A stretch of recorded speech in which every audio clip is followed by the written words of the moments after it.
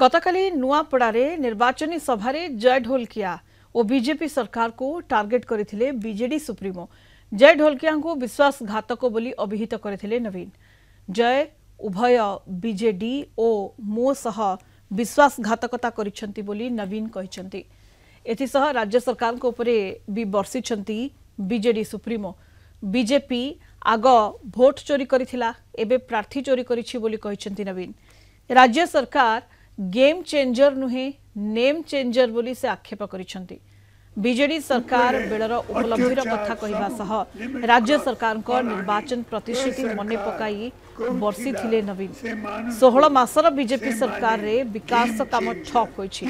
निर्वाचन इस्ताहार रे 300 यूनिट मागणा बिजुली मिले नाही कि वृद्ध वृद्धा को वर्धित वार्धक्य भत्ता 3500 टंका मध्य मिले नाही। बीजेपी सरकार मिछ प्रचार रे हीरो काम रे किंतु जीरो बोली कड़ा समालोचना करिसंती बीजेडी सुप्रीमो नवीन पटनायक।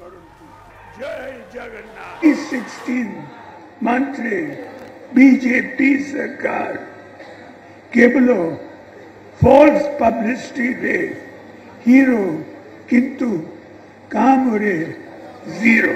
अगर वोट चोरी करी सरकार करी थिले आउ एबे कैंडिडेट चोरी करी जिसको आप 11 तारीख को ईवीएम की वोट में जवाब देंगे। ओडिशा लोकप्रिय मुख्यमंत्री श्रीयुत नवीन पटनायक के नेतृत्व में स्वर्गत राजेंद्र ढोलकिया तीन थर ओडिशा विधानसभा को निर्वाचित होइछन्ति एवं नवीन बाबू को आशीर्वाद रे ओडिशा मंत्री परिषद रे मध्य गोटे गुरुत्वपूर्ण विभाग मंत्री हिसाब रे जेतेबेले भी नुआपड़ा जिल्लार नुआपड़ा निर्वाचन मंडली जहाँ भी विकास काम सबू नवीन बाबू नेतृत्व रे एवं तांका आशीर्वाद रे एठी हेछि। आज तांकर विचारधारा को हत्या करी तांकर आवर्तमान रे जो कथा कुहा जाउची तार कोनोसी आधार नहीं। से स्वर्गत राजेंद्र ढोलकियांकर आवर्तमान परे कौन विवृत्ति देइथिले टीवी रे खबर कागज रे ताकू टिके से निजे आत्मसमीक्षा करंतु।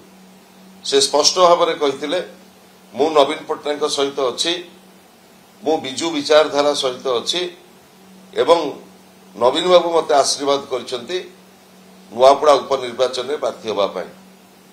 कौन तांकर दिल्ली रे डील हैला जो डील जोगो से बीजेडी छाड़ी की बीजेपी की गले से कथा से स्पष्ट करवा उचित। आपण जानिछन्ती स्वर्गत राजेंद्र ढोलकिया जड़े अत्यंत जनप्रिय नेता लंबा समय धरी नवीन बाबूंकर घनिष्ठ सहयोगी हिसाब रे नुआपड़ा विकास को से आगो को नहीं थिले एवं गलकाली पूर्वतन मुख्यमंत्री विरोधी दल नेता श्रीयुत नवीन पटनायक स्पष्ट करिसंती जेतेबेले नुआपड़ार जेकोसी विकास काम राजेंद्र ढोलकिया नहीं कि आसिछंती समस्त काम से करिसंती एवं आज तांकर मत मंतव्य कौन पाई परिवर्तन होला ता पछरे कौन डील अछि ताको नुआपड़ावासी एई उपनिर्वाचन रे जवाब देबे एवं राजेंद्र ढोलकियांकर विचारधारा को हत्या करी जदि किए राजनैतिक स्वार्थ साधन करिवा पई जय ढोलकियांकर